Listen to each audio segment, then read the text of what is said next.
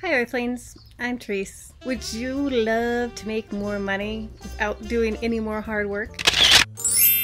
I have 7 psychological tricks for you that if you implement them, not only could you double or triple your income, you could just be as wealthy as you want to be. The first psychological trick to make more money without doing more work is simply to know what other people make in your field or your industry. My sister, when she started working at her company, met her husband there. And when they were on their first couple of dates, they started talking about how much they made. And my sister ended up making more than her future husband. But that really ticked him off because he's like, I've been at this company for 3 years and I've never gotten a raise, and you just show up the first day on the job and you're making more than me. So he went into his boss's office with a good attitude and said, I hear you're hiring people that are doing a very similar job to me at a higher rate than I'm getting, and I have more experience. Did he get the raise? Yes. This is one of the simplest things to do because it takes away the fear of asking because you feel worthy of the money. And that's the psychological trick right there. You instantly feel worthy. And because he asked, he raised his yearly income by over $4,000 without doing any more work. That's going to pale in comparison to this second principle that made us $45,000. The second psychological trick to make money effortlessly is simply to talk about it. Now, I'm not saying brag about how much you make or something like that. If you've been watching my channel for a long time, you might know that my husband owns a spa in New York City. And since the coronavirus has been around, it has been closed. And we have been burning through $15,000 to $20,000 a month in overhead expenses with zero income. Obviously, this trend could bankrupt us if it lasted too long. The government stepped in and said, we're going to give people that qualify a PPP loan, a little grant that you won't have to pay back if you use it on paying for your employees and your rent. That would be awesome. My husband has been banking with the same bank for over 15 years and had a pretty good relationship, or so he thought, but he kept applying and kept getting denied for reasons that didn't even exist. You have workers that live outside the United States. It's a spa. How would they do their job if they're living outside the United States? Eventually, they just told him the money ran out. We can't help you. Bye.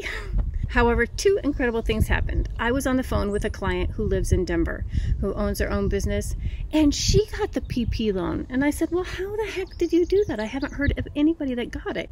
And she said, well, my bank, my big bank, didn't get it for me. I actually went to a small bank, opened an account, and I got it within 48 hours. So I zipped up to my honey bunny and I said, maybe you should try a small bank. Then he got on the phone with his other friend who he had heard had got it, and they went through a small bank. This one teeny piece of information got him $45,000 in grant money, meaning he doesn't have to pay it back. And it only came through talking about it. Now, this does not have to be that dramatic. It can be something as simple as friends are asking you out for dinner and you're looking at your pocketbook and you're seeing sawdust. I encourage my clients to talk about money. They will ask each other about their grocery bills because one client, they spend $2,000 a month for fit, thin, healthy, strong, vibrant people. $2,000 a month on groceries. You can type in the comments below how much you spend, but for a family of 4, that is insane. They don't believe me even when I show them my budget. I'm like, here, we live in New York City. We're paying $635 a month for groceries. Only when they hear it through their friends that they see that there's another opportunity. Now, if it makes you feel uncomfortable talking about money, have fun with it. Me and my sister were brought up to always be aware and conscious of our finances, so we learned how to talk about them in public without feeling ashamed or cheap. We used to call our pocketbook the dog because there was a saying back in the day of putting on the dog. That means you're spending a lot of money, you're having a classy, good time, and you're really going for it. So when we were in the company of others, if we were spending too much, we would say, we're really riding our dog hard. Our dog really wants to do it, but his 3rd leg is falling off. My dog would love to eat here. That's code for it's a great price, but I don't know if I want to. The point is, it can be fun, it can be empowering, and it makes everybody richer. The third psychological trick to make more money without working harder is location. Just shift your location to effortlessly make more money.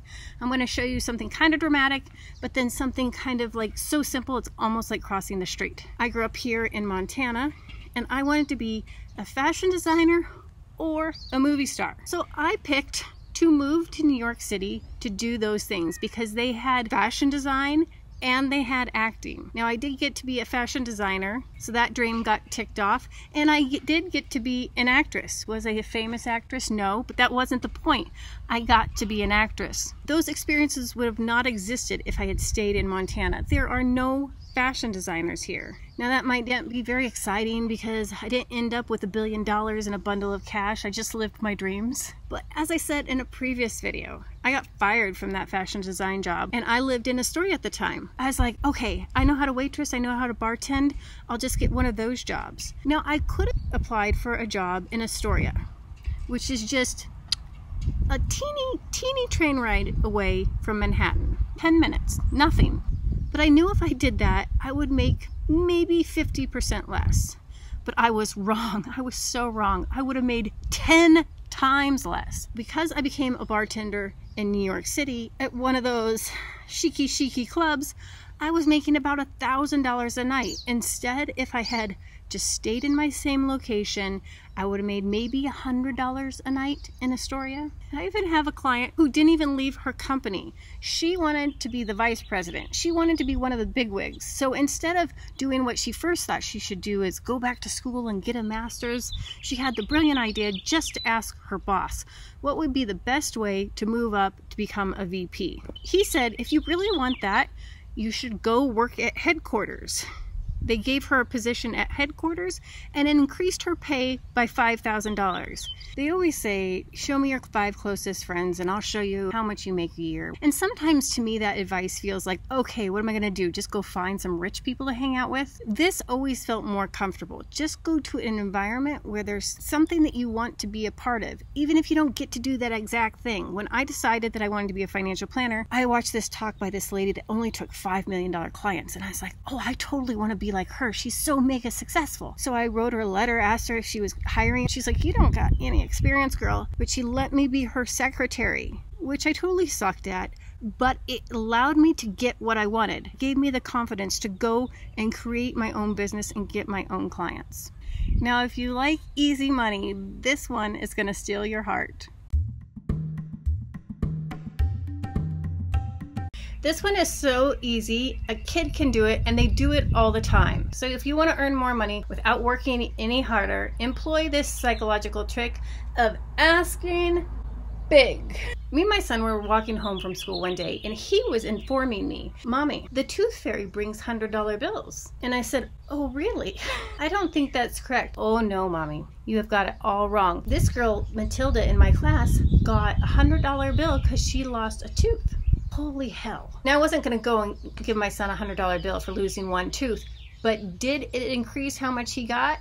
He got a big old fat $5 when I was thinking maybe $1, maybe $2. He over doubled his money by planting the seed of the big ask. This is the art of negotiation, creating a negotiation range. When you're negotiating, you don't ask for directly what you want. That gives the person on the other side no chance to feel like they're winning, that it's a fair deal. And it's the complete opposite of what most of us do. Most of us ask for what we want, or worse, the bare minimum that's acceptable. Like, this is the lowest I'll take. That's what we start there. But think about it like if you're selling your house. When you're looking at houses to buy, you know the sticker price isn't necessarily the final price. There's always a little wiggle room.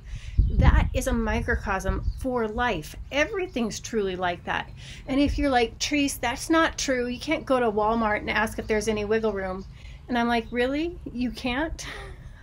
There's not a Walmart in Manhattan, but there is a Macy's. And every time I go to Macy's, I say, hey, is there any coupons or special prices that you have on this item? I don't have the coupon. I'm asking them if they have the coupon and if they will help me with it. They can say no, but they always always say yes. And if it's hard for you and you need a little bit of framework, just take whatever you're asking for and add 25% or decrease the price by 25%. The fifth psychological trick that will make you richer without doing any more work is doing something that makes you really happy and will make your life easier. Now, what does that look like? For example, my client is a stay-at-home mom, or was a stay-at-home mom, and then she decided that she was going to be a paid working artist and sell her paintings. Now, she had these 2 small kids to take care of, and although it felt opulent to her, I suggested, you need a housekeeper. You should hire a housekeeper so that you have the time to paint these paintings and make this money. Now, this was met with a little resistance. We don't really have $200 extra laying around just to hire a housekeeper. I haven't even made any money yet. She had to find the time by outsourcing one of her duties to then sit down and make the paintings. Now, of course, if she did not sit down and make the paintings, she wouldn't have got richer. But she took something she did not like that was sucking the energy out of her soul, gave it to somebody else to make them richer, and was richer and wealthier in return. I do it on everything. I do it on clothing. You won't notice it now. Trice rents all her clothes. All her clothes. I'm a minimalist at heart. I don't want to own anything except for maybe some more diamonds. And so I do rent the runway. I don't have to wash them. I don't have to shop for them. I don't have to think, oh my gosh, should I really spend this money on that? Nope. Just rent them. It's on a million zillion things in your life. And how to find it is you find what is sucking the joy out of your life and killing your soul by doing it. Because if you get more energy back, you will be richer. And then how can you not doing that activity, what could you do instead that would make you money? Like when I'm getting my hair done, I'm on my laptop building portfolios. The sixth psychological trick that will make you richer for doing no work is to pick one thing to focus on. Now, this does not mean that you're only going to be doing one thing. It just means that that one thing is the most important thing. Let me showcase. I have a family. I have 2 kids. I just can't stop feeding them. Obviously, that's very important. But if I want to expand my wealth zone to this $1 million yearly income stream, I was inspired and got a great idea. I was like, what if I teach people how to easily invest in the stock market in a course? I could sell the course to people rather than doing it for them one-on-one. Instead of them paying me $3,000 or $4,000, they could just buy the course for $1,000 and I could multiply myself. Now that sounds fabulous on paper, but there's a few hiccups. Our fearful mind will be like, what if it doesn't work? What if I don't get it right? I've never done it before. How am I supposed to do that? Okay, fear. We could just all classify that as that. And then the second thing, your life, you're already on the train of your current life. You can't stop the train, park it, do this, and get back on the train. You have to be holding on to the train, riding on the roof, and doing the other thing. It takes a little bit of juggling, but everything that I've ever been successful at has been worth the teeny bit of effort to shift into a new direction. Now the last one, I'm not gonna lie, is a little bit of a mind bend. All these other ones, you might have heard them before, but this one is Trice's own pearl of wisdom. Let me ask you a question. Do you think rich people are cheap? Well, I know a lot of people do, but I had the privilege back in my 20s to hang out with multi-millionaires and billionaires. And I was sitting around the table with them having dinner, and they would always look over the check. I mean, with detailed scrutiny. What's this corking fee for, sir? $20? I brought my own wine. Don't you think that's excessive? Now, I can see that looks cheap if you have $1 billion. But it is like somebody that exercises and has this really fabulous body. And don't you hear people saying to them all the time, oh, you don't have to exercise. You look so amazing. No, they look so amazing because they exercise. And the same is true with money. The people that are financially savvy with their money and make it work for them do not discount money and say, oh, that's only $1, that's only $5, that's not a big deal. They look at everything as a return on investment, including buying toilet paper. So with that example, I'm going to buy some toilet paper and they see that it's 10% off. They don't say, who cares? They say, oh my gosh, I just got a risk-free rate of return of 10%. Maybe I will buy 3 packs. Maybe that's a bad example. This time period, they might look like quarters, but you get the point. They look at that 10% as a risk-free rate of return. I risked nothing, and I saved 10 cents on every dollar that I spent. Now, this only makes you richer if you were doing it on things that you were already going to buy, like your toothpaste and toilet paper. Want to know something so cool? I am taking a road trip starting on Thursday, driving across the country, going back to Manhattan. We're just going to national parks and stuff where there's no other people. But I wanted to share my happiness with you that I will be back in my little oasis by June 1st. Until next time, ciao.